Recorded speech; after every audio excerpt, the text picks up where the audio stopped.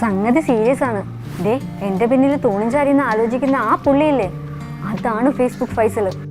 അത് തന്നെ ആള് ഫേസ്ബുക്ക് വഴി ആൾക്കാർ പോയി ചങ്ങാത്തമുണ്ടാക്കി എല്ലാ ഡീറ്റെയിൽസും എടുക്കും. എന്നിട്ട് എന്ത് ചെയ്യുമെന്നല്ലേ? എന്നിട്ട് ആ ചങ്ങായിമാരുടെ നമ്പറിലേക്ക് വിളിക്കും, മെസ്സേജ് അയക്കും, നിങ്ങൾക്ക് ഓൺലൈൻ ലോട്ടറി അടിച്ചിട്ടുണ്ടെന്ന് പറയും.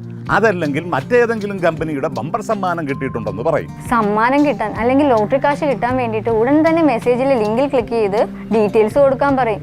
Bank account number, OTP number, ATM പിൻ, അങ്ങനെ ആളും തരവോ നോക്കി ഐഡിയ പ്രയോഗിക്കും. ആരെങ്കിലും അത് വിശ്വസിച്ച് ബാങ്ക് അക്കൗണ്ട് ഡീറ്റെയിൽ കൊടുത്താലോ? അക്കൗണ്ട് കാലി.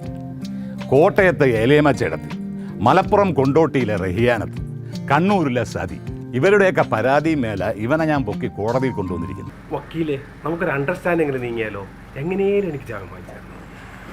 കോടതി വരാതെ ആയിപ്പോയി. ഇല്ലേ നിന്റെ കരണക്കുറ്റി അടിച്ച് തിരിച്ചേനെ.